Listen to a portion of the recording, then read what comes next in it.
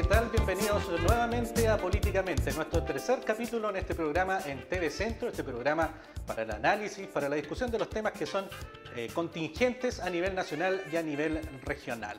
Les damos la bienvenida una vez más a quienes nos ven a través de la señal 26 en HD, televisión abierta, quienes nos ven a través del cable y también quienes nos siguen a través de www.tvcentro.cl. Quiero dar la bienvenida nuevamente a nuestros panelistas. Juan Antonio Coloma, senador, bienvenido a este tercer capítulo ya de TV Centro. Seguimos aquí en la lucha. Así es. Le doy la bienvenida también a René Cortázar nuevamente. ¿Cómo está, René? Muy bien, muy contento de estar aquí. Y vuelve a nuestro panel Álvaro Elizalde, que en la semana pasada estuvo ahí con algunas... definiendo algunas cosas en el bloque de la nueva mayoría, algo que vamos a conversar hoy día también, Álvaro, bienvenido. Más que definiendo. Varias cosas, más que definiendo, como dice el senador. Vamos a dar inicio desde ya a nuestro programa. Son dos temas de interés que vamos a trabajar en el día de hoy. Así es que le damos nuevamente la bienvenida, nos vamos a acomodar y comenzamos ya nuestro programa.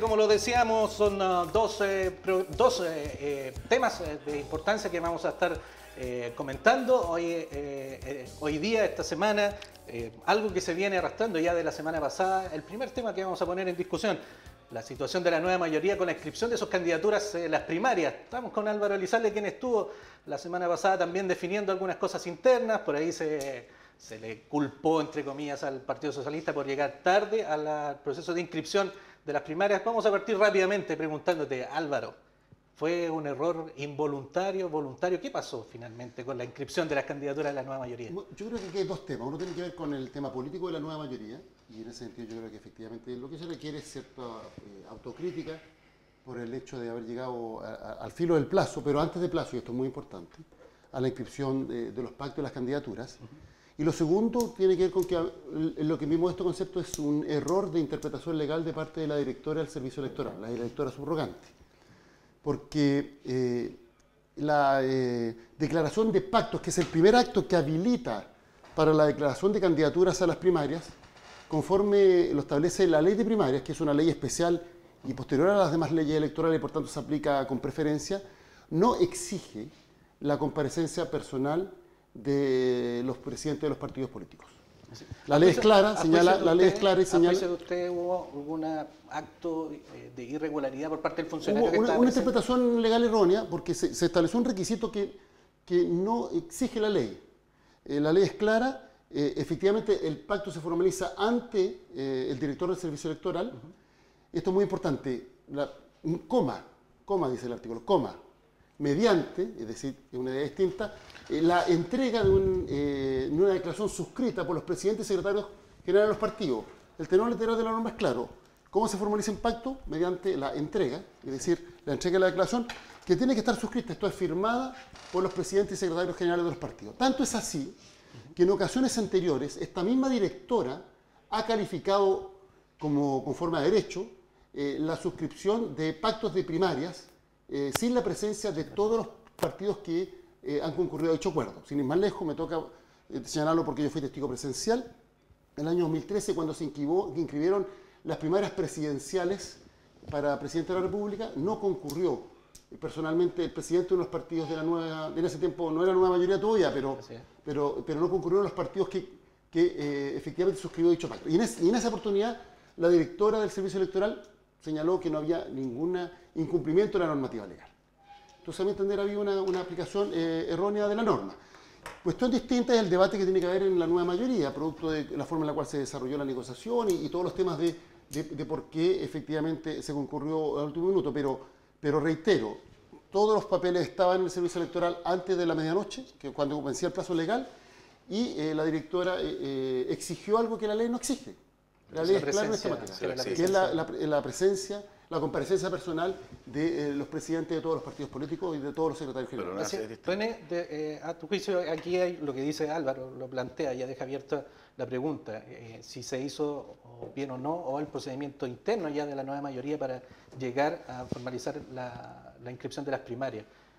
Algunos rápidamente partieron diciendo esto fue un bochorno. ¿Cómo lo calificas tú? No, yo creo que fue un bochorno, no cabe duda. La pregunta es quién es el responsable. Como dice Álvaro, si la responsabilidad reside en el CERVEL por el hecho de no haber aplicado la norma como corresponde, o la responsabilidad reside en las personas que llegaron con posterioridad a la hora, y si al otro día cuando llegó un documento, si era necesario que tuviera toda la firma o parte de la firma, y la gente común de nuestro país lo que dice es, claro, cuando yo llego atrasado, si a mí me piden 4 firmas y llego con 2, yo tengo problemas con mi empleador, porque a estas personas no les pasa nada. Entonces, eso hay que despejarlo. Pero yo creo que debajo de esto, y ya lo insinuaba Álvaro, hay un problema más de fondo, que hace que se llegue a 5 minutos antes, que hace que este proceso sea escabroso, como ha sido, y que tiene que ver con la capacidad de trabajar en un sentido más unitario. Yo diría, si yo tuviera que usar un slogan, usaría un chilenismo. Estamos un poquito en política en general, cada uno para su santo. Cada uno para su santo. Eso ocurre en las coaliciones y ocurre en las dos coaliciones. No solo en la nueva mayoría, sino que también ocurre en el Chile Vamos. Que Chile Vamos cambia cada 3, 4 meses, cambia de nombre, el último es Chile Vamos, pero el menú es el mismo. Y uno ve debajo del menú, y el menú son los mismos problemas de falta de capacidad de unidad. Y yo creo que eso es lo que las personas más resienten. Sienten que en el fondo los partidos y el sistema político en general no está respondiendo a un interés más general del país, ni siquiera ya a un interés más general de la coalición, sino que ya estamos al interior de cada partido y dentro de cada partido al interior de ciertos liderazgos. Esa reacción yo creo que tiene que ver con el sistema de partido y también, si me permites, tiene que ver con la relación global entre gobierno y oposición también, no es solo el interior de cada coalición. O sea, es notable la incapacidad que ha habido a legislar buscando acuerdos amplios en el país. Es notable. Es notable la dificultad que ha habido de poder generar puntos de encuentro en el sistema político. Y entonces las personas dicen, bueno, pero ¿por qué no se antepone el interés común de todos nosotros al interés de cada coalición? Y después al interior de cada coalición, ¿por qué no se antepone el interés general de la coalición al interés de cada partido? ¿Por qué esto se ha ido achicando y achicando la pista? Yo recuerdo que la semana pasada aquí recordábamos a don Patricio Elwin y su frase en el Estadio Nacional cuando dijo, Chile es uno solo. Yo creo que ese a mí me parece que es una visión clara que marcó ese giro, ese verdadero golpe de timón en la política chilena que él produjo y que se ha ido perdiendo. Y que se ha ido perdiendo en la relación gobierno-oposición y se ha ido perdiendo al interior de las coaliciones. Y esto genera un natural malestar, especialmente cuando se piensa que la democracia política surge. Y por siglos todos los analistas políticos y filósofos políticos han dicho, la democracia política surge como un sistema político para cautelar el interés común. Y por lo tanto las partes lo primero que tienen que hacer es trabajar para el interés común. En aquellos aspectos puntuales o específicos en los cuales no se logra acuerdo, la regla de mayoría se aplica. Pero esto no parte con la regla de mayoría, esto termina con la regla de mayoría. Lo primero es un esfuerzo leal por el interés común. Entonces, cuando las personas dicen, a nivel nacional, frente a las leyes, no hay posibilidad de acuerdo. Siguen más adelante las coaliciones, se ven las coaliciones divididas. Van a los partidos, se ven los partidos fraccionados. La reacción natural de las personas, es decir, aquí no se está cautelando lo que es el objetivo más esencial de la democracia, que es Chile es uno solo. Sí. Senador, ustedes llegaron antes, como bloque llegaron. Como hay que llegar a tiempo. Bastante horas antes. Sin embargo, ustedes escribieron candidaturas en 43 comunas. ¿Qué pasó con el resto de la? Mira, déjame hacerme cargo primero de un par de expresiones de mis queridos contradictorios, digamos, que yo encuentro que no puedo dejar pasar. Aquí hubo un bochorno mayúsculo. Yo entiendo que algunos tratan de decir, no, esto es inédito. Nosotros llevamos más de 20 elecciones de distinta naturaleza. A mí me ha tocado como secretario general, como presidente, ser parte de esas elecciones.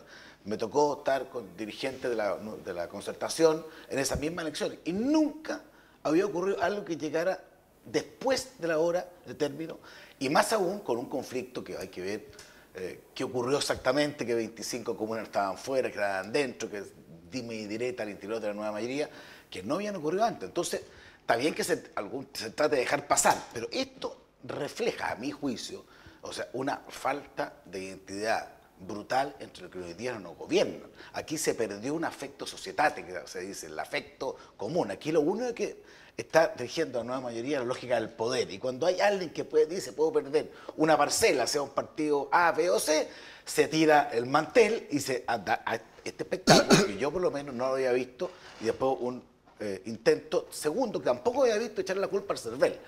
Porque yo creo que el CERVEL, mira, a mí han fallado algunas cosas contra lo que yo esperaba en el CERVEL, digamos, con candidatura. Pero es una institución, yo quiero defenderla extremadamente seria. O sea, de verdad, yo pongo mis manos al fuego, y habiendo perdido algunos juicios de inscripción de candidaturas menores, digamos, algunas cosas que faltaban, porque aquí hay un profesionalismo. Entonces yo creo que la nueva mayoría no puede decir es culpa de la directora del CERVEL. Ella cumplió exactamente lo que la ley plantea. Y voy a decir una cosa, Álvaro.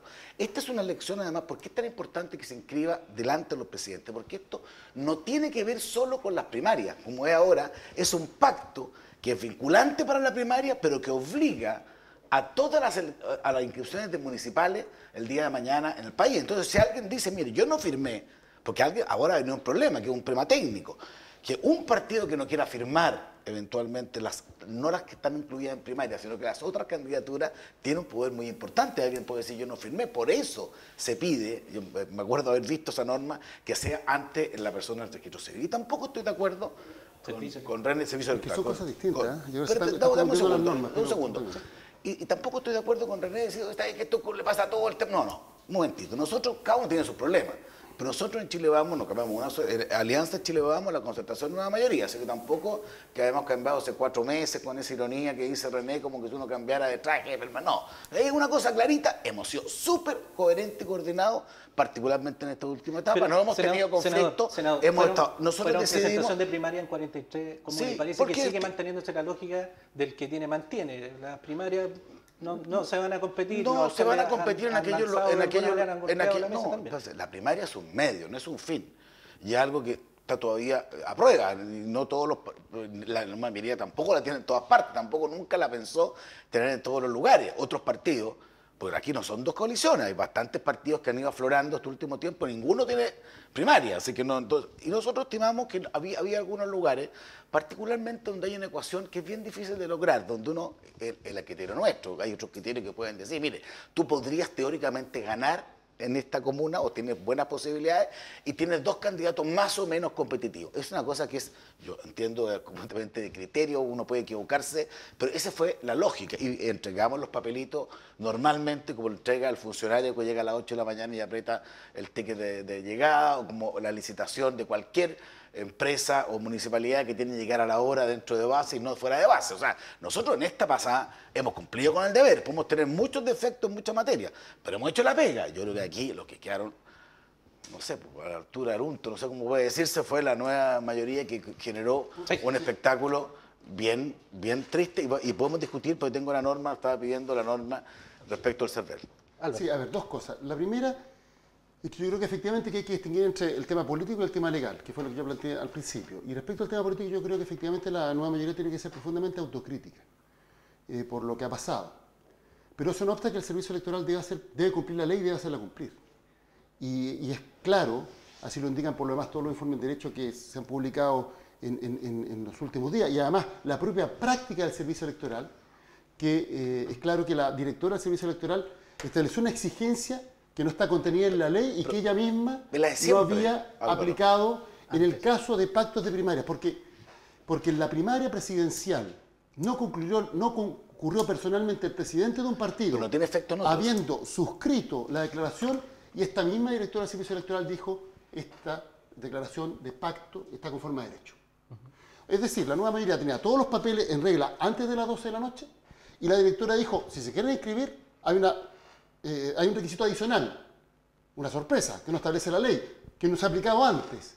Y es la comparecencia personal, independientemente de que esté suscrita la declaración. Y ese es un hecho que efectivamente no corresponde a una aplicación estricta de la ley. Ahora eso no obsta que efectivamente yo creo que respecto a la autocrítica, hay que realizar una autocrítica, porque yo creo que, y en eso comparto un poco el diagnóstico que se ha planteado aquí. Yo creo que en Chile hay una lógica. Yo no tengo una manera quizá distinta, no tiene que ver con querer tener voluntad o no de acuerdo, porque efectivamente podemos tener desacuerdo. Y la democracia consiste en que podamos resolver nuestros desacuerdos. Si existe la democracia precisamente porque no pensamos igual. Si pensáramos igual, ¿para qué existiera la democracia? Y ahí es donde se aplican las reglas de mayoría y minoría, independientemente de los esfuerzos que se puede hacer para tratar de tener acuerdo. ¿Te una consulta? Pero termino, es que yo no te interrumpí. No sería una consulta. Quisiera terminar. Entonces, yo creo que lo que hay más bien es una tendencia de los partidos políticos y muchos dirigentes políticos del sálvese quien pueda. Es decir, cada uno está preocupado de su proyecto político personal y y hay poco compromiso con un sentido más colectivo de la política. Y a mi entender, la política por definición es una actividad colectiva, una actividad que requiere de la concurrencia de voluntad y de muchas voluntades para cambiar Chile, para hacerlo mejor. Entonces esta lógica del sálvese quien pueda, una especie como de individualismo extremo, que también no solo aplica a los dirigentes, sino que a los partidos políticos, hace más difícil la generación ¿quién fue el que más aplicó, materia. Ese concepto ahí en la... No, es que yo creo que, mire, yo siempre he sido partidario de ser parte de la solución y no del problema. Una pregunta, me demoro 20 segundos. Yo vi un reportaje en el Canal 13. Nuestro amigo René podrá dar fe que el Canal 13 es un canal correcto, en donde se dice, por parte de CEFER, que no hubo siquiera presentación. Porque quiero hacerte la pregunta bien, incluso después de la hora, estuvieron esperando a Isabel Allende, no llegó, tú decías que no había que ir, no tengo idea, pero Son Merino, y lo conozco porque me tocó a mí un par de veces discutir con él, que dice que ni siquiera entregaron un documento pasada la hora y seguían discutiendo. Sí, pero porque creo que es bueno llama la atención que el CERVEL dijo durante 6 días que el pacto no se había podido inscribir porque faltaba la presidenta de un partido personalmente. Es decir, ella varias horas había firmado el pacto, pero se había retirado. Y la directora durante 6 días dijo, esto no se pudo llevar adelante porque no estaba presente. Es decir, no había comparecencia personal. Y cuando se empezó a caer a pedazos en la tesis jurídica de la comparecencia personal, no se ha caído pedazos. No lo establece así. No se ha caído entonces se dice, no, lo que pasa es que nunca hubo un requerimiento de presentación de papeles. A mí lo que me ha dicho, por ejemplo, el secretario general del Partido Socialista y lo que han dicho los demás que estuvieron presentes es que sí hubo requerimiento. De hecho, tú sabes cómo se inscriben, porque lo has hecho varias veces. Hay una sala con una mesa grande donde tú te sientas, entregas los papeles y el director del servicio electoral se hace presente y por tanto dice, ya, vengo a que firmen ante mí y me pasan los papeles. Nunca se hizo presente en esa sala. ¿Pero le entregaron los papeles o no le entregaron los papeles? Los papeles estaban todos listos. Y cuando se les dijo que estaban los papeles listos, ella dijo, se requiere la presencia de todos los presidentes de partido. Pero dice ella lo dijo así. Pero al final, según ella, nunca se entregó. Los papeles firmados estaban absolutamente firmados. Pero nunca se entregaron. Había firmado varias horas antes pero Álvaro, de su suscripción de pacto. Es que es re importante, nunca se entregaron físicamente. Entonces, no fueron recepcionados. Pero incluso porque todavía, lo que viene en Canal 13, así que no me acuerdo yo, es que todavía siguen discutiendo. Lo que viene en Canal 13 fue el acta que ella y 2 de sus subordinados levantan respecto al hecho. Los papeles no fueron recepcionados. Porque tú sabes muy bien que el funcionario público tiene primero la obligación de recibir los papeles. Sí. Y si es que considera que lo de después ilegal porque no cumple con los requisitos, lo que procede es que en la calificación de pactos declara a través de un acto administrativo formal que no se cumplió con los requisitos. Y quien se siente perjudicado por dicha calificación puede reclamar ante el tribunal electoral. Eso no ocurrió. Lo que yo entiendo es que no entregó el documento, que es más grave. No solamente no se llegó a la hora, sino que no hubo. Ahora, yo voy al tema más de fondo. No, pero puedo opinar un poquito porque la verdad que yo creo que hay 2 temas. Un tema tiene que ver con esto, si se recepcionó el papel, si no se recepcionó, si entró, si salió, que tiene importancia y que es parte del proceso. Y que lo tiene que resolver quien esté. Y otro, el tema que ha salido aquí también, que a mí me parece que es central, que todos estos papeles que llegaron o no llegaron, hubieran llegado o no hubieran llegado, están señalizando algo, y señalizando algo sobre el sistema político y sobre las coaliciones políticas y sobre los partidos políticos. Y lo primero para resolver este problema no es decir es culpa de lo otro. Yo escucho a Juan Antonio cuando dice, sí, pero ustedes son los que se atrasaron. Puede ser o no, pero me deja ahora. Me echaste la culpa a mí. No, pero me deja Juan Antonio. Yo no interrumpió nunca. No, pero déjame nomás. Entonces lo que estoy diciendo, pero lo que estoy diciendo, calma. Lo que estoy diciendo es que con mucha calma, es que no hay nada peor para salir de una crisis que negar que la crisis, el problema existe. Y el problema existe en ambas coaliciones, el problema existe en todos los partidos, y eso lo sabe toda la gente. Y la gente está aburrida de que cada vez que se habla de crisis política, sí, que la crisis política es de los otros. Entonces eso es lo primero. Lo segundo, sobre el tema de las mayorías. Completamente de acuerdo. Lo segundo, el tema de las mayorías y el interés común. Permíteme un poquito. Pero entonces voy a anotar todo lo que Anota tú dices todo eso después lo y todo el tiempo que tú usas, porque todo tú eres bueno para hablar y para hablar. Todo lo que uses. Tranquilo. No, la calma al revés. Tranquilo, déjeme concluir. Calma. Entonces lo que estoy diciendo, eso es lo primero. Lo segundo tiene que ver con esto de las mayorías y el interés común. Cuando surge la democracia, yo creo que esto es un tema muy central, porque este es para mí el principal problema que estamos teniendo en la democracia chilena. Desde el surgimiento de la democracia, en su sentido más profundo, no surgió la democracia con la idea simplemente mayoría voto gana. Y por lo tanto, si alguien tiene 51%, puede imponer lo que le parezca. Surgió con otro propósito, frente a la monarquía, frente a la oligarquía, frente a la realeza, surgió como, frente a esos intereses particulares, servir al interés general del pueblo. Así surgió. Y siempre se entendió en la filosofía política, siempre, de que el objetivo de la democracia era servir el interés común. Lo que ocurre es que en la búsqueda del interés común, naturalmente hay puntos de desencuentro. Como es obvio, no puede haber consenso sobre todos los puntos del bien común. Y es ahí donde se aplica la regla de mayoría legítimamente. Pero el orden es este, y el orden es muy importante, porque es muy distinto decir la democracia consiste en que la mayoría manda y la minoría obedece, a decir la democracia consiste en que la mayoría lidera un proceso cuyo propósito es servir al interés común de la sociedad, y en aquellos aspectos donde no es posible alcanzar acuerdo, hay una regla de mayoría. Nosotros en Chile, a mi juicio, pasamos desde el inicio después de la transición y el golpe de timón que hace Patricio Elwin cuando dice Chile es uno solo, es este tema. Es este el tema. De un golpe de timón, de pasar en una sociedad que se empezó a orientar en torno al interés común, y ahí vinieron los acuerdos trabajadores y empresarios, nunca en la historia de Chile se habían hecho, ahí surgieron acuerdos gobierno-oposición, y esto ha ido evolucionando, y yo lo digo con todas sus letras, se ha ido deteriorando nuestra capacidad de construir acuerdos amplios. Y por lo tanto hemos ido empobreciendo la democracia a quien consigue los 3 votos de diferencia para sacar una ley.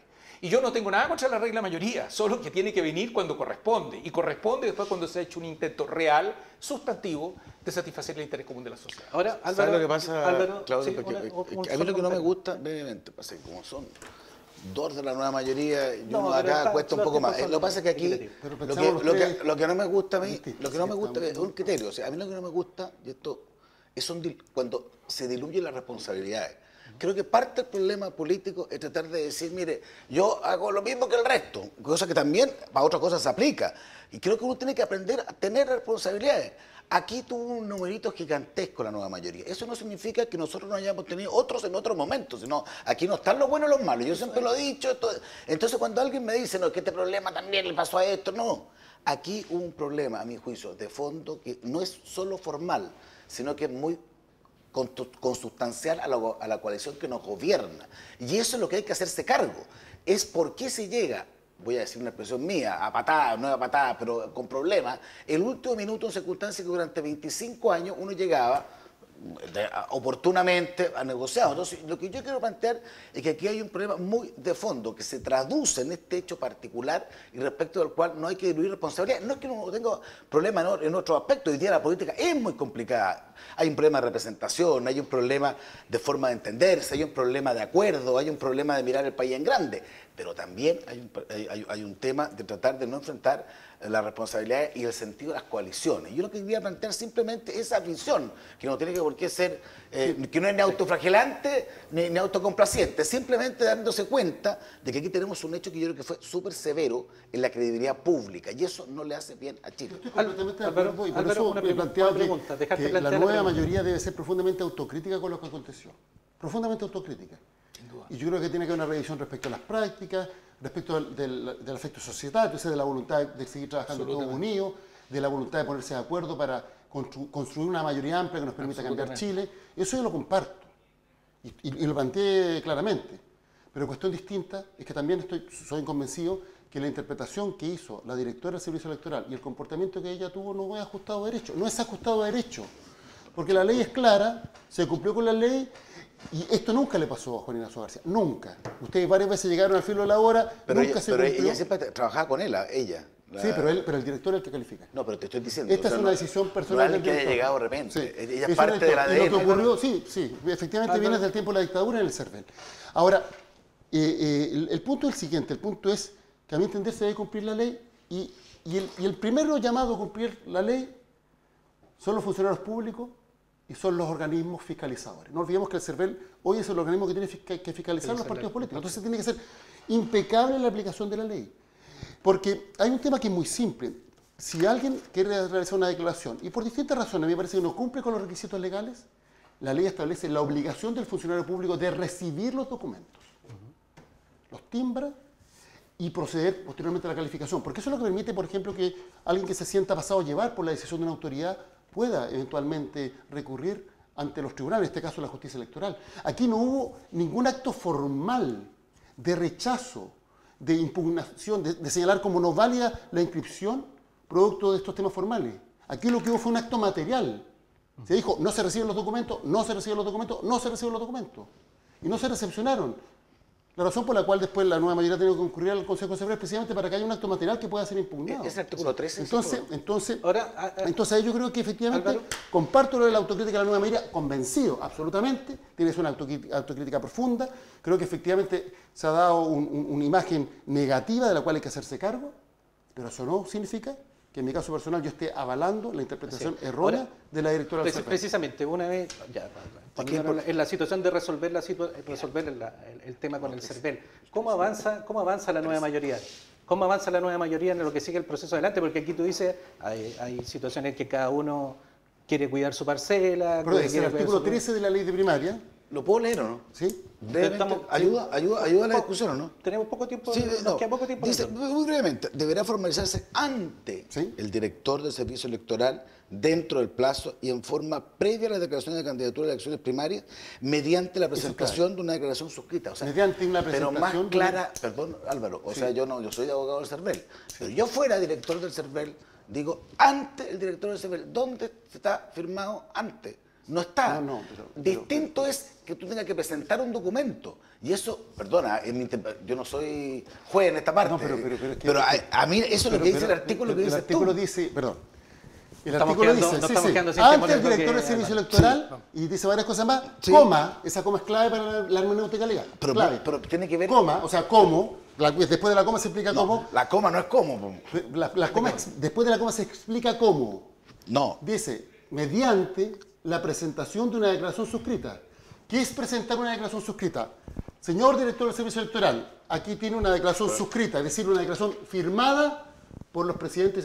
Uno podría incluso, llegando al extremo, mandar una estafeta con la declaración y se cumpliría con lo que establece la ley. Ante el director. Tanto es así, que esta misma directora, subrogante, porque a todo esto no es la directora titular, si es un concurso, falleció lamentablemente hace un par de semanas.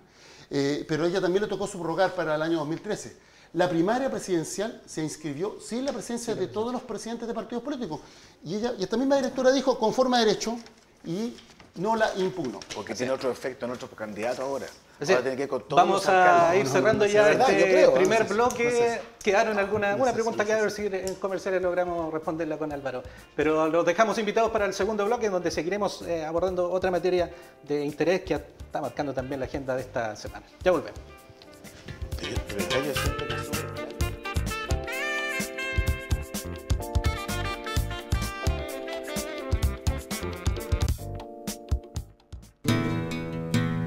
Enójate. Que no te digan que es malo, porque no siempre lo es. Porque si te da rabia que no todos tengan un trabajo digno, si no soportas que miles de niños no reciban la educación que merecen, si te indigna que las personas con discapacidad mental no tengan oportunidades, significa que te importa y vas a hacer algo.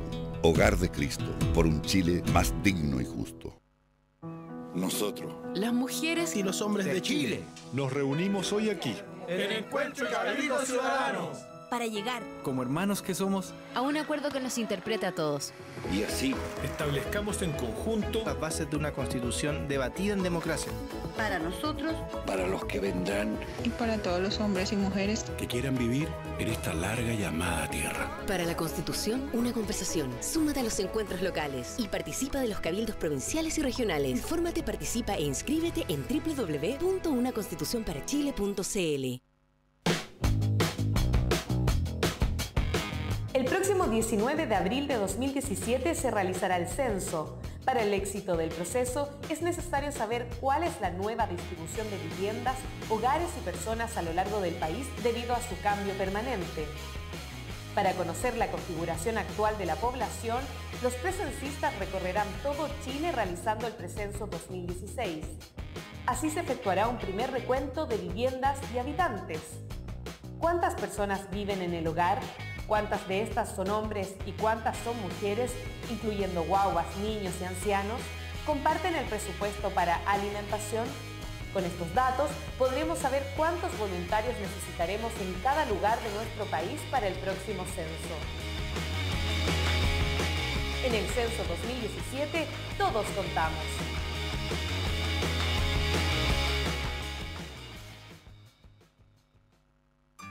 Para la Constitución, una conversación. La etapa participativa del proceso constituyente nos invita a expresar qué Constitución queremos para Chile, a través de nuestras opiniones respecto a los valores y principios, derechos, deberes y responsabilidades, y las instituciones del Estado que debiera contemplar. Debes saber que si participas de este proceso, tu opinión quedará registrada e incidirá en la propuesta de cambio constitucional de la Presidenta. ¿Cómo participar?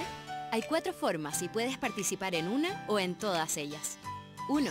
Participación individual, ingresando a unaconstitucionparachile.cl y respondiendo a la consulta ciudadana. Solo necesitarás tu número de RUN y número de documento.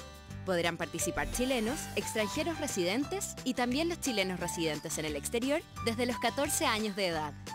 2. Encuentros locales. Estos pueden ser convocados por cualquier persona o grupo de personas. Debes inscribir tu encuentro local y a sus participantes en la página web o en el número telefónico 600-204-0000, identificando un mínimo de 15 y un máximo de 30 participantes. Cada encuentro contará con un moderador previamente inscrito, elegido por el propio grupo. Al final del encuentro deberás completar el acta, el listado de participantes y una fotografía de las personas que participaron, subiéndolas a unaconstitucionparachile.cl. Podrás participar en un solo encuentro local entre el sábado 23 de abril y el jueves 23 de junio. Los resultados de los encuentros locales de tu provincia fijarán la agenda del Cabildo Provincial. 3. Cabildo Provincial. Es una reunión pública y abierta de ciudadanas y ciudadanos previamente inscritos, a realizarse en las 54 provincias de Chile el sábado 23 de julio. Este nivel busca que los temas constitucionales prioritarios surgidos de los encuentros locales se manifiesten en una conversación abierta. En cada cabildo se levantará un acta donde se expresarán acuerdos parciales y desacuerdos entre los asistentes. 4. Cabildo Regional. Es el último nivel del proceso de diálogos territoriales. Se realizarán en las 15 capitales regionales el sábado 6 de agosto. Aquí se conocerán los acuerdos definitivos del nivel provincial y se dialogará sobre los acuerdos parciales y desacuerdos para explorar nuevos acuerdos, ahora de carácter regional. La etapa participativa concluirá con la elaboración de un documento denominado Bases Ciudadanas para la Constitución. Este documento incidirá en la propuesta de Constitución que la Presidenta de la República presentará al país. Si participas de este proceso, tu opinión será parte de esta Constitución debatida en democracia para las nuevas generaciones de ciudadanos. Infórmate de los detalles, inscríbete y participa en unaconstitucionparachile.cl. Para la Constitución, una conversación.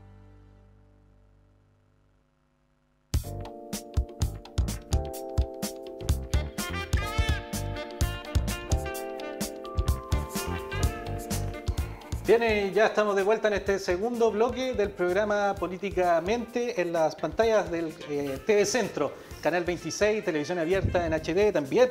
Les saludamos a quienes nos siguen a través de televisión por cable, Multicom, Mauli, TV Cable, Loncomilla, las señales 31, análoga y 145 digital, y también a quienes nos ven vía streaming en www.tvcentro.cl. La discusión siguió en comerciales acerca de los procedimientos en el server, pero vamos a pasar derechamente a otro tema. También esta semana marcada por la decisión del Tribunal Constitucional respecto a la reforma laboral. La titularidad sindical declarada inconstitucional por el Tribunal a un requerimiento de Chile Vamos, quien presentó este requerimiento, valga la redundancia, en este tribunal.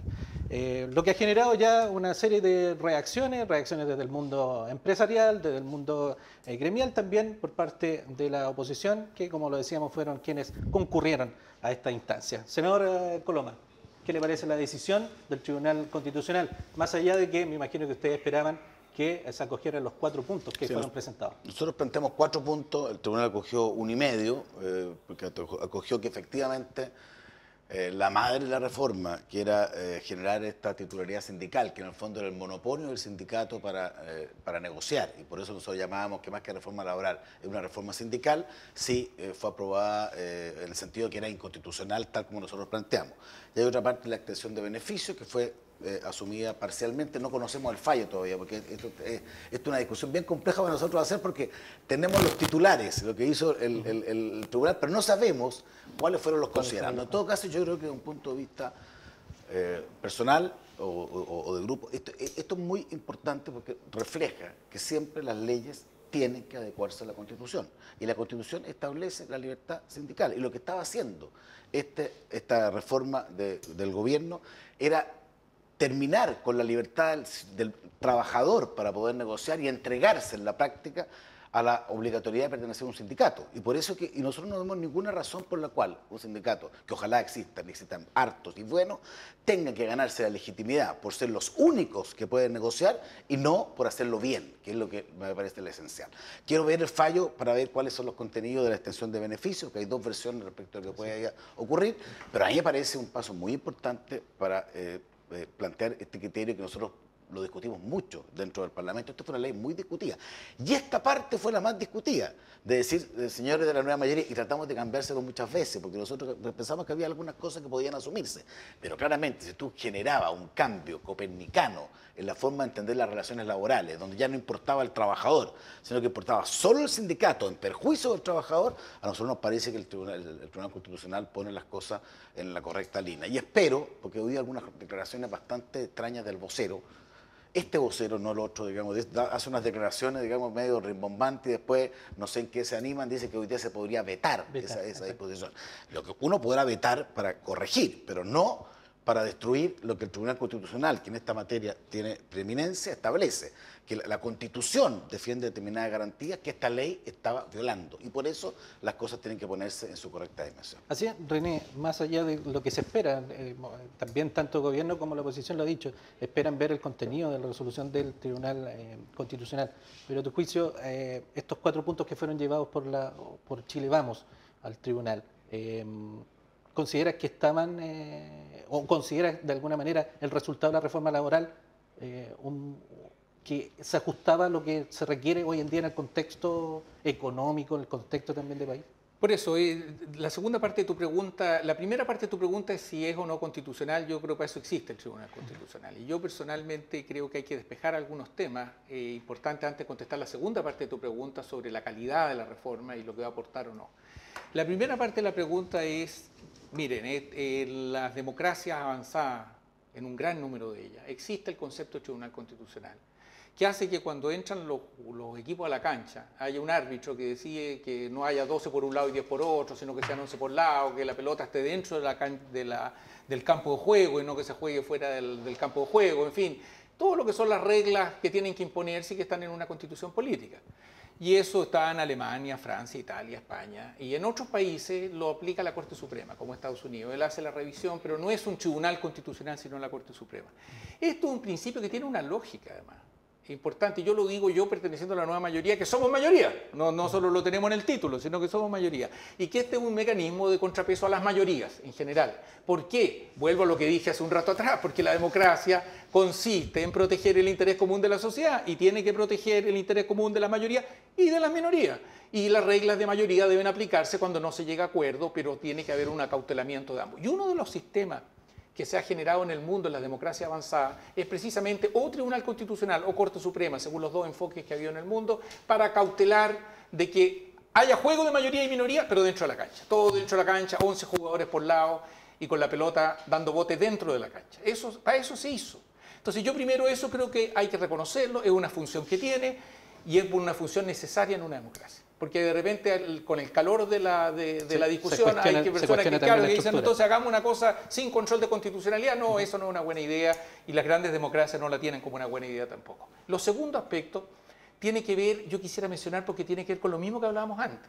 Ustedes dirán que es una obsesión. Sí, es una obsesión. Y la obsesión tiene que ver con la forma como estamos legislando. Estamos legislando de una manera en la cual los proyectos cruciales para el país se ganan por un voto y por 2 votos. Y donde los que pierden además salen al Tribunal Constitucional a veces no, pero donde estamos perdiendo el sentido más de fondo, que reformas como estas tienen que tener la capacidad de recoger el interés común de la sociedad. Después hay que buscar, yo coincido, en los puntos donde no hubo esta posibilidad de construcción de un entendimiento, la regla mayoría tiene valor. Pero el primer ejercicio tiene que ser ese. A mi juicio, esta es mi opinión muy personal, este no es el enfoque que se ha seguido. El enfoque que se ha seguido más bien, en este caso, buscar satisfacer más bien al mundo, un mundo en particular, a determinados grupos de presión, pero no ha funcionado con un esfuerzo real de construir una legislación en torno al interés común de la sociedad. Esto a mí me parece que es muy central, ¿verdad? Porque esto es lo que yo sostengo y sostenía antes, es la gran diferencia entre lo que hicimos desde el inicio de la democracia y lo que está ocurriendo. Y yo creo que esto es muy importante porque en vez de preguntarnos tanto si debe haber tribunal o no, porque el tribunal debiera haber, y más allá de los perfeccionamientos que pueda haber, la composición, etcétera, siempre se podrá discutir, pero lo que tenemos que preguntarnos es por qué estamos yendo a cada rato al Tribunal Constitucional y cómo no vamos a ser capaces en el sistema político de crear una legitimidad más amplia que dé que estas reformas tengan estabilidad. ¿Cómo vamos a tener reformas que al final se van a dirimir por un voto más o dos votos menos? Eso va a ser inestable hacia el futuro. Entonces yo creo que esto nos lleva de nuevo, tal como la primera conversación que tuvimos, hacia el tema de fondo. Y el tema de fondo nuestro tiene que ver con la calidad de nuestra política. Sí. Y con la forma como estamos haciendo política. Así, Álvaro, comparte todo el juicio que dice que aquí hubo una legislación solo para algunos grupos de poder. Tengo un matiz, y eso es bueno porque se da cuenta de que en Chile no todos pensamos igual y me parece que es positivo. Tengo un matiz. Porque yo quiero recordar que durante el gobierno del presidente Elwin y durante el gobierno del presidente Frey, la UDI y Renovación Nacional recurrieron muchas veces al Tribunal Constitucional. De todas maneras. Aunque se promovieron los acuerdos, recurrieron igual. Cada vez que una ley no les gustó, recurrieron al Tribunal Constitucional. Si un ejemplo, la regulación respecto a la deuda subordinada de los bancos durante el gobierno del presidente Frey, y que después se reguló de una manera distinta. No les gustó que los bancos pagaran lo que el Estado le había prestado. No fue así. Y por tanto, entonces recurrieron al Tribunal Constitucional y finalmente después llegaron a un acuerdo distinto cuando el Banco Central incluso planteó eventualmente recurrir a otro tipo de acciones para garantizar el pago. Y de hecho hay bancos que lo pagaron con plazo, que lo están pagando todavía, 40 años plazo. Ojalá que los deudores simples que pierden una casa tuvieran tantas buenas condiciones para devolver lo que se les presta. Bueno, yo voy a un tema bien de fondo. A mí me parece que efectivamente en Chile los trabajadores no cuentan con herramientas adecuadas para poder negociar en igualdad de condiciones con los empleadores sus condiciones laborales y particularmente sus remuneraciones.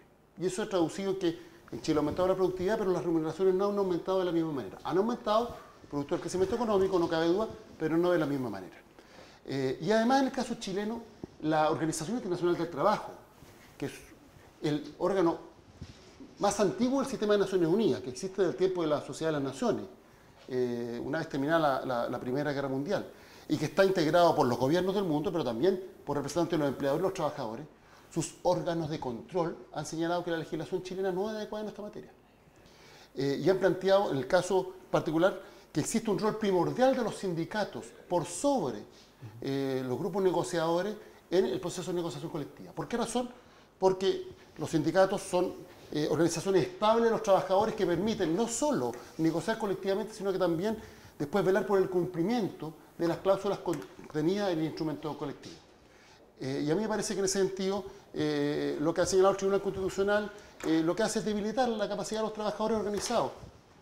No en un sindicato, porque en Chile sigue existiendo libertad de asociación y pueden constituir distintos sindicatos y que no se sienten representados por un sindicato, pero que estén en condiciones efectivamente de estar, digamos, todos los trabajadores bien organizados para poder defender adecuadamente sus derechos. Y lo segundo, respecto a la extensión de beneficios, en la normativa actual, el empleador puede unilateralmente extender los beneficios que ha negociado con un sindicato o con un grupo negociador a trabajadores que no han participado en la negociación. Y eso es lo que constituye lo que se llama el efecto polizón. Esto es, un trabajador que no ha corrido el riesgo, porque en Chile es un riesgo estar sindicalizado y también es un riesgo negociar colectivamente, que no ha pagado el costo de la negociación colectiva, se puede ver beneficiado por esa negociación. Eso es un desincentivo a que los trabajadores se organicen y se afilen a las distintas organizaciones permanentes, es decir, los sindicatos que existen. Perfecto. Y a través entonces de esta situación lo que se hace es debilitar la organización de los trabajadores. Y lo último, efectivamente hay una discusión en el mundo respecto a la existencia o no de los tribunales constitucionales, cómo garantizar que efectivamente exista un órgano autónomo que garantice que el juego de las mayorías que es propio de la democracia no implique pasar a llevar los derechos de la minoría, sobre todo en lo que se refiere a las derechas y garantías constitucionales. Pero tenemos que señalar que en Chile existe un Tribunal Constitucional que por su composición está más bien cargadito para los sectores que son minoritarios en la urna. Es decir, que efectivamente los representantes que uno ve, porque este es un tribunal político jurídico, y si uno ve cuáles son las líneas de pensamiento de los representantes en el Tribunal Constitucional, es evidente que este 6-4 que se expresó en la votación de estos días se va a seguir expresando en todas las leyes que a la UDI y Renovación Nacional no le parezcan. Y yo creo que en ese sentido lo que va a ocurrir es que el Tribunal Constitucional se va a transformar en un gran promotor del cambio constitucional. Porque al tener esta interpretación de la Constitución, lo que va a hacer es que al final la gente va a decir, bueno, cambiemos la Constitución. Ya casi el 70% de los chilenos consideran que el cambio constitucional es necesario. A mi entender, con fallos de esta naturaleza, como ocurrió también con la gratuidad del sistema universitario, como ocurrió con la deuda subordinada en la década de los 90, como ocurrió respecto de todo lo que era en el gobierno del presidente Elwin, todo lo que era la regulación del avisaje carretero en los caminos. Bueno, lo que va a ocurrir es que finalmente la gente se va a convencer más aún de la necesidad de que en Chile tengamos una constitución plenamente democrática, independientemente de que exista un órgano de control del cumplimiento de estas garantías que son fundamentales. Sí, senador. Yo creo que hay dos cosas que plantea Álvaro y creo que hay que discutirlas.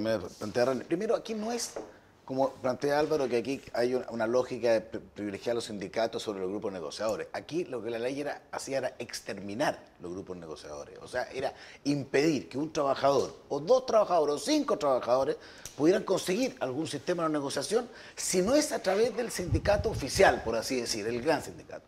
Y eso es obviamente un elemento que violenta una libertad fundamental del ser humano, que es la libertad de afiliación. ¿Por qué me van a obligar a hacer algo que no quiero hacer? No, me dijo, si no está obligado, lo único que pasa es que usted no puede negociar nada sino a través de este medio. Entonces, eso es lo que el tribunal, con muy buen criterio, dijo. Si usted cree en la libertad, porque hay otra opción, derogar la libertad sindical o derogar la libertad de afiliación. Es otra alternativa. Afortunadamente nuestro país la tiene. Y esa norma no ha sido cambiada en los 80 y tantos cambios que ha tenido la Constitución, nunca ha sido modificada. ¿Por qué? Porque hay un principio de fondo. Y usted, Claudio, si quiere de alguna manera negociar en un momento determinado, cualquiera de los camarógrafos aquí presentes, tienen hoy día el derecho a hacerlo. Lo que se pretendía por parte del gobierno es terminar, aniquilar, hacer sucumbir ese derecho y generarle que todo solo un ente único, gobernado no necesariamente si bien o mal, puede ser muy bien o mal, pudiera hacerlo por usted. Y eso a mí me parece un contrasentido y me parece bien. Segundo, respecto al tribunal, muy brevemente. Lo que pasa es que yo tengo una sospecha, y tengo que decirlo, aquí hay algunos, no estoy diciendo que sea Álvaro, porque no se lo digo a él, pero otros, que no quieren tener tribunal, que no quieren que haya árbitros, siguiendo el léxico que plantea René, en el sentido de que alguien que vele por las reglas del juego. Y yo digo una cosa, si hay una constitución y no hay un árbitro, quiere decir que una mayoría circunstancial, que hoy día la podrá tener la nueva mayoría, yo espero que el día de mañana la tengamos otro, va a poder hacer tabla rasa de lo que es la esencia constitucional. Eso es lo delicado de esta especie de campaña que yo he visto brutal con el Tribunal Constitucional. Ahora, cuando falla, se empató 5-5, 5-5 y una se ganó 6-4. Yo he perdido muchas otras causas del Tribunal Constitucional y cuando uno pierde dice, oiga, que el tribunal no le encontró razón. Y ahora que nos encuentra razón en una, pues llevamos varias perdidas, no, que el tribunal es saquero. No, pues o hay tribunal o no hay tribunal. No tratemos de ahora, con propósito de esto, de decir que tenemos que terminar con el árbitro. Porque eso a mí me parece profundamente dañino para la democracia. Más allá del tema del tribunal, a su juicio, ¿usted cree que en la actualidad están las reglas parejas entre el mundo empresarial y el mundo trabajador o sindical? Yo creo que la clave para las reglas parejas, ¿para qué efecto? Lo más importante aquí es entender que Chile tiene que crecer, cosa que se le olvidó. Este gobierno está creciendo.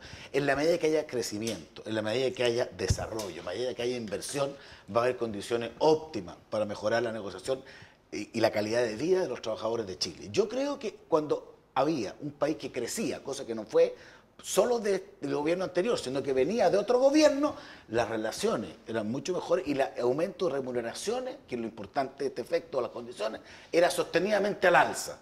Ahora, cuando baja el crecimiento, cuando se chanta la economía, hay un tema de desempleo que no lo hablamos hoy dí, pero tengo un dato de la semana pasada o esta semana muy complicada en esa materia, se viene todo al tacho. Entonces, yo creo que en la medida que los países, mi respuesta es la siguiente, cuando los países crecen, son potentes, ganamos todo. Lo que pasa hoy día es que como no estamos creciendo, no estamos avanzando, pierden todo. Y yo creo que lo que tenemos que apuntar es el sentido correcto y ponernos de acuerdo, qué es lo que necesitamos, y después vemos cómo buscamos esos medios. Un comentario sobre eso de la legislación vigente. Yo quiero en eso discrepar de mi buen amigo Álvaro en el sentido de qué hacía o no hace la legislación vigente. La legislación vigente durante los últimos 25 años, antes de que se iniciara la reforma, la productividad laboral en Chile creció aproximadamente 3% al año, en términos reales, sobre IPC, la productividad. Y los salarios crecieron 3,4%. Nadie discute, que yo sepa, cuando se hace una discusión no ideológica, es una discusión serena, de que para que una economía pueda proteger su empleo y desarrollarse, los salarios tienen que crecer con la productividad. Si crecen menos que la productividad, el empleador se está quedando con parte del trabajo de quien labora para él. Si crecen más que la productividad los salarios, sabemos que se genera destrucción de empleo. Eso lo sabe todo el mundo. No he escuchado yo dos opiniones, y socialistas, PPD, Demócrata Cristiano, UDI, RN, no hay dos opiniones de que los salarios tienen que crecer con la productividad. Sin embargo, se dice y se repite y se reitera y se dice, no, lo que pasa es que teníamos una legislación que hacía que los salarios crecían menos que la productividad. No es efectivo. Y el salario mínimo creció mucho más que la productividad y más que los salarios promedio. Entonces, ese no era el problema con la legislación. Pero lo que pasa es que cuesta, cuando se hacen discusiones sin escarbar de verdad, buscando un terreno compartido, cuesta mucho discutir. Este tema se planteó y se planteó una y otra vez. Déjeme agregar un segundo elemento. Sí tenía debilidades nuestra legislación y en la capacidad de negociación de las partes. Por ejemplo, temporeros de la fruta, región del Maule. Llega el momento de la cosecha. Los trabajadores, naturalmente porque tienen un trato, quieren trabajar más de 8 horas diarias, naturalmente, quieren trabajar ojalá 12, porque les dura 3, 4 semanas la cosecha. La ley se los prohíbe. El empleador quisiera que ellos también trabajaran 2, sino 8 o 9, porque quiere tener sus trabajadores más productivos. La ley se los prohíbe. Esta ley, recién promulgada, lo permite. Faltaba un espacio de negociación, pero no es que los salarios en Chile han crecido menos que la productividad, eso simplemente no es efectivo de acuerdo a la información vigente. Segundo, que el tema responde al organismo de la OIT. La verdad es que la OIT nunca planteó el tema de que se prohibiera el reemplazo interno, como se prohibió a través de esta ley. Nunca lo planteó. No lo podía plantear, porque Alemania, Francia, Italia, todos han suscrito todos los convenios de la OIT y todos tienen reemplazo interno. Si Chile es el único país, si uno compara con todos los países desarrollados, que no lo tiene, a partir de la nueva legislación. Por lo tanto, no es una consecuencia de la OIT. Tampoco es una consecuencia de la OIT lo de la extensión de beneficios, que si hay dos cajeros de banco, uno negoció y el otro no, lo que va a ocurrir es que al cajero que negoció va a tener 120 de sueldo y el que no negoció va a tener 100 nomás. O uno va a recibir el aguinaldo de Navidad y el otro no lo va a recibir. Eso no responde a la OIT. La tendencia global es la contraria, es a uniformar los salarios dentro de las empresas, no a diferenciarlos.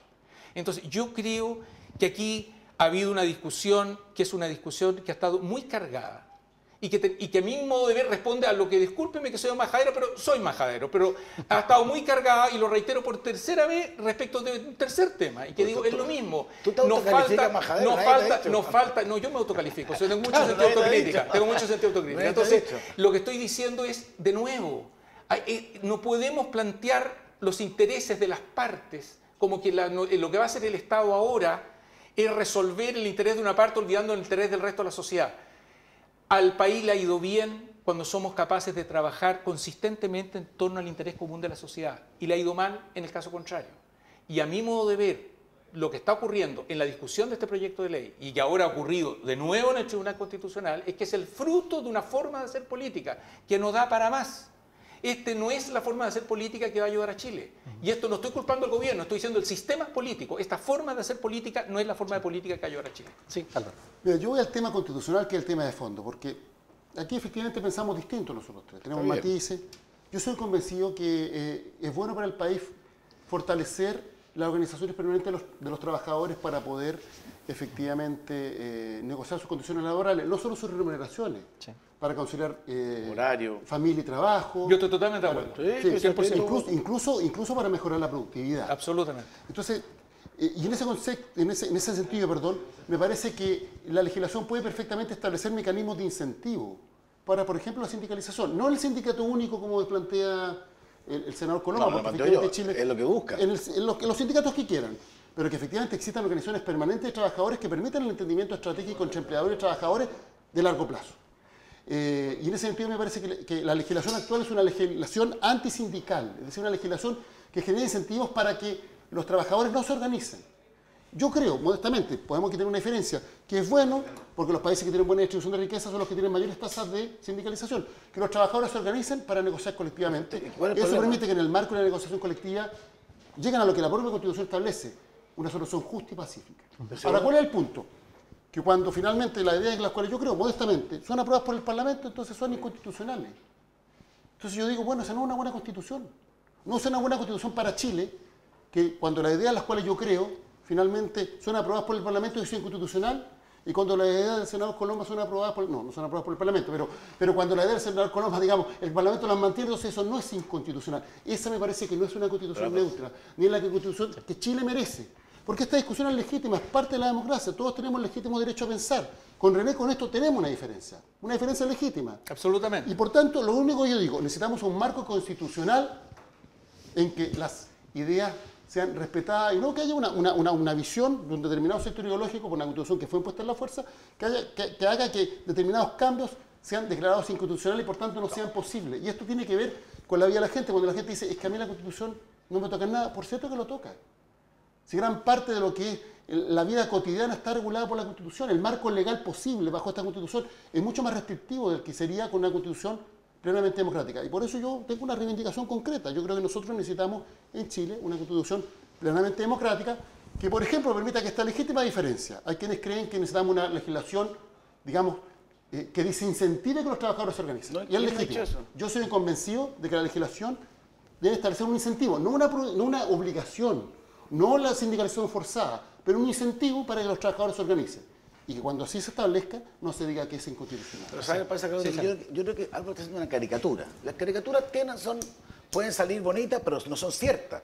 Yo nunca he planteado lo que tú dices tú. Yo nunca he dicho que haya que generar una mordaza respecto de quien quiera negociar. Yo soy partidario de la libertad, soy partidario del esfuerzo, soy partidario del empeño, soy partidario de que esa sea la lógica que sea premiada en todo orden de cosas. Y me cargan los monopolios, me cargan los elementos únicos, que yo tenga que ganar más o menos, no porque trabajamos más o menos, sino porque soy parte de un sindicato, no soy parte de un sindicato, y siguiendo el ejemplo, si no me afilio al sindicato, gano un 20% menos, aunque trabaje un 20% más. Eso es lo que me parece absurdo y eso es lo que esta ley buscaba. Segundo, ¿sabes cuántos proyectos de ley ha aprobado este gobierno este periodo? Aproximadamente 100. ¿Sabes cuántos han sido sancionados constitucionalmente o declarados constitucionales? 2. Y hemos recurrido en varios. Entonces es una tremenda caricatura. Sí, pero cambió la composición cuando pierden, no, es que esto es, como siguiendo la lógica del fútbol, hay que ser buen perdedor. Si cuando usted está acostumbrado a ganar, y cuando pierden le echan la culpa al público, a la cancha, al árbitro, al locutor. Aquí perdieron porque no tenían la razón. Entonces, si de 100 proyectos, de 100, 2 no le encuentran razón, el árbitro no diga que es saquero. No le traten de terminar con una institución que es muy relevante, porque ¿sabes, Álvaro, lo que importa? Lo que estás tú haciendo involuntariamente es decir que no tiene que haber tribunal constitucional. Y yo creo que eso sería profundamente dañino para Chile. Eso tiene que ver con una constitución que hay que resguardarla. Necesitamos una nueva constitución. Lo que yo digo es que necesitamos una nueva constitución. Necesitamos un país más justo que no requiere una nueva constitución.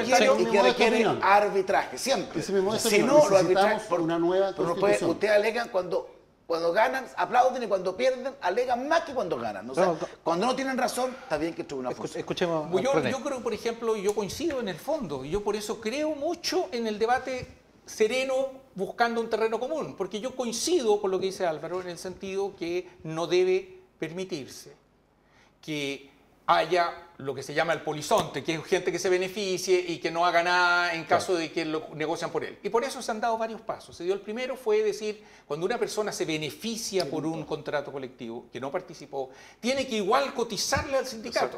Y es una legislación que en muchos países del mundo, partiendo por Estados Unidos, está hoy día siendo cuestionada por la Corte Suprema, y Chile la tenemos hace 25 años. ¿Para qué? Para que yo no puedo escudarme de que otro haga el trabajo, yo me beneficio y no pago, no contribuyo a ello. Es un paso importante. Una de las reformas que se hizo en el gobierno del presidente. Y que René era ministro del Trabajo. Exactamente. Yo le hago un reconocimiento por eso.